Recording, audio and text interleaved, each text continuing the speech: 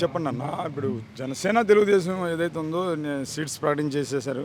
అటు చూసినట్లయితే జనసేన పార్టీ జనసేన నాయకులు కూడా పవన్ కళ్యాణ్ మీద చాలా తీవ్ర ఆగ్రహం ఉన్నారు. అటు చూసినట్లయితే చంద్రబాబు నాయుడు ఇంటి ముందు ధర్నాలు కూడా చేయబోతున్నారు. ఎలా ఉంటుంది రేపు వాళ్ళకి? ముందుగా మాది పర్చూరు నియోజకవర్గం. నా పేరు మాచవరపు రవికుమార్, రాష్ట్ర వైఎస్ఆర్ కాంగ్రెస్ పార్టీ విద్యార్థి విభాగం కార్యదర్శి. ఇప్పుడు మీరు అడిగిన ప్రశ్న, జనసేన టీడీపీ, అసలు జనసేన క్యాడర్ ఉందా? ఒక గ్రామ స్థాయిలో జెండా ఉందా జనసేనకి? జనసేన గురించి పట్టించుకోవడం అనవసరం అన్న. ఇటు టీడీపీ అంటారా, చచ్చిపోయిన పార్టీ, అది ఇంక దాని చరిత్ర అయిపోయింది. రాష్ట్ర జగనన్న ప్రజా సంకల్ప యాత్ర చేసినప్పుడు పార్టీ అయిపోయింది, మేమే వస్తున్నాం, పసుపు కుంకుమ డబ్బులు వేసాడు 10,000 ఆడవాళ్ళకి. ఏమైంది 2019లో? ఏమైంది చెప్పండి? తుక్కు వాడు 151 సీట్లు, 22 ఎంపీ సీట్లు మామూలు విషయమా? ఇప్పుడు దానికంటే 175కి 175 టార్గెట్ పెట్టుకున్న జగనన్న ఏదైతే ఉందో ఆ సంకల్పం నెరవేరబోతుంది అన్న. జనసేన అనేది ఓటర్లు లేని కార్యకర్తలు. జనసేన ఓన్లీ చిన్న పిల్లల వాళ్ళ వల్ల ఈ స్టేట్లో జనసేన ఉనికి ఇటువైపు అయితే అస్సలు లేదన్న. దాని గురించి మీరు పట్టించుకోవాల్సిన అవసరం లేదు. కానీ ఇక్కడ అసలు జనసేన పార్టీ తెలుగుదేశం మీద ఆధారపడింది అంటారా? తెలుగుదేశం పార్టీ జనసేన మీద ఆధారపడింది అంటారా?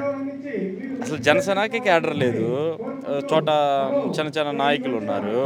ఒక గ్రామ స్థాయి నాయకులు కూడా కాదు వాళ్ళు. ఏదో జనసేన పార్టీ అని చెప్పి ఒక పదవి ఇచ్చేలేక మేము స్టేట్ నాయకులు, జిల్లా నాయకులు, నియోజకవర్గ నాయకులు అనుకుంటున్నారు. టీడీపీ పార్టీలో ఉన్నారు. టీడీపీ పార్టీలో ఏది చిన్న క్యాడర్ ఉంది. ఆ క్యాడర్ కూడా జారిపోతున్నారనే కదా టీడీపీ జనసేన ఎలివెన్స్ అని అంటే మేము కలిసి పోటీ చేస్తున్నామని. సింగిల్గా రావడానికి దమ్ము జరిపోక జగన్మోహన్ రెడ్డి గారి ధైర్యాన్ని చూసి వాళ్ళకి వణుకొస్తుంది, వెన్నులో వణుకొస్తుంది. వాళ్ళు ఏదైతే సంకల్పం ఉందో జగన్మోహన్ రెడ్డి గారిని ఓడించాలని వాళ్ళు ఏదైతే కంకణం కట్టుకొని ఉన్నారో, క్యాడర్ లేని పార్టీలు ఎన్ని కలిసి వచ్చినా ఏమైందన్న? జగన్ గారి గాలిలో కొట్టుకెళ్ళిపోతాయి. కానీ అసలు రేపు రాబోయే ఎలక్షన్లో ఈసారి జగన్ అసలు ఎట్టి పరిస్థితుల్లో గది దింపుతాను అంటున్నాడు పవన్ కళ్యాణ్ అన్న.